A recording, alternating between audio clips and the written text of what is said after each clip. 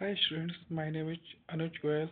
I am the faculty of ST College of Management Studies. आज का हमारा topic है टाइप्स ऑफ सेट। तो टाइप्स ऑफ सेट में सबसे पहले हम डिस्कस करते हैं एम्प्टी सेट। तो एम्प्टी सेट क्या होता है? A set containing no elements. Basically इस सेट में कोई भी एलिमेंट एग्जिस्ट नहीं करता। इसको हम डिनोट करते हैं फाई से, या फिर हम इसको एम्प्टी शो करते हैं करली ब्रेसेस के अंदर।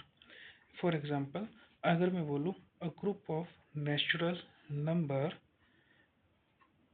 Greater than 5 less than 6। अगर आप देखेंगे 5 से बड़ा और 6 से छोटा एक सेट लिखना है हमें नेचुरल नंबर का, तो 5 और 6 के बीच में कोई भी नेचुरल नंबर एग्जिस्ट ही नहीं करता। तो इस तरह का सेट हमारा क्या होता है? एम्प्टी सेट होता है। अगला टाइप आता है हमारा सिंगलटन सेट। नाम से क्लियर हो जा रहा है, single that means a set containing exactly one element. यहाँ पे मैंने एग्जांपल में लिखा है एक सेट ए।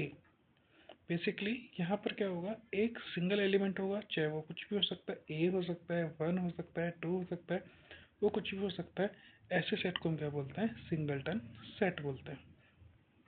अगला जो हमारा टॉपिक आता है, अगला जो हमारा टाइप आता है वो आता है हमारा फाइनाइट सेट। फाइनाइट सेट क्या होता है? A set with a countable limited number of element. Basically जिसमें हम एलिमेंट्स को काउंट कर सके उसे हम क्या बोलते हैं? फाइनाइट सेट बोलते हैं।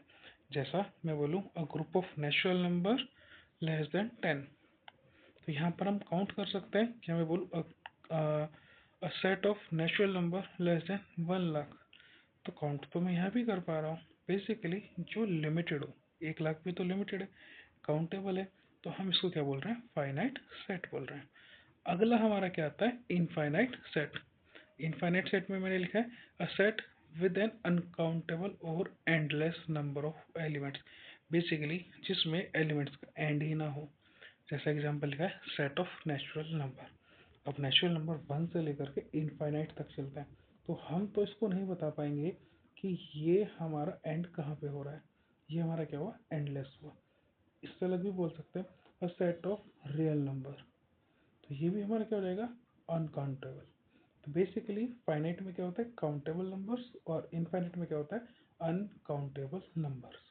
अगला हमारा जो टाइप आता है वो आता है हमारा इक्वल सेट्स। इसको ध्यान से समझने की जरूरत है। बेसिकली क्या होता है, इसकी डेफिनेशन पर अगर हम जाएं तो if two sets contain exactly same element.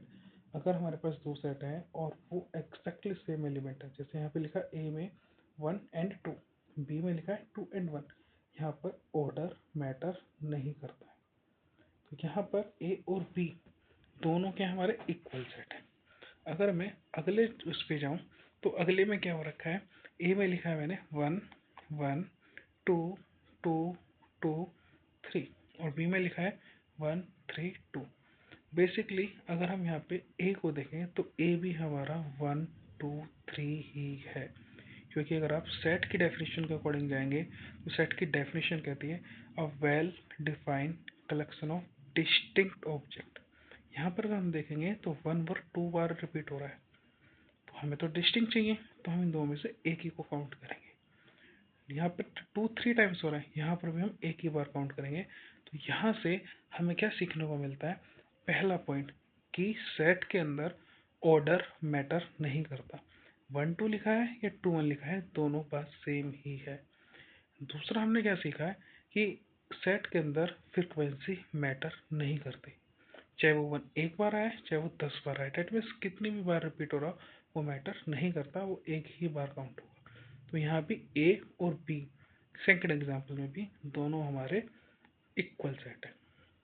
इससे अगला जो हमारा टाइप आता है, अगला टाइप आता है हमारा इक्विवेलेंट सेट्स। तो इक्विवेलेंट सेट्स में क्या लिखा है? If two sets have the same number of element. Equal set में क्या था? If two elements have exactly same. यहाँ पे क्या है? एक्जैक्टली सेम नहीं होकर के नंबर सेम लिखा है, डेट मीन्स एलिमेंट्स के नंबर सेम है। जैसा यहाँ पे लिखा है एग्जाम्पल में, ए में लिखा है 1 2 3, दूसरे में क्या लिखा है? A B C. दोनों में हमारे जो नंबर ऑफ एलिमेंट्स हैं वो कितने हैं? 3 3 है।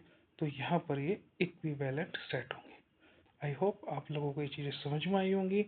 आशा करता हूँ कि आप लोग स्वस्थ होंगे। पढ़ें। Bye bye. Take care. Good night.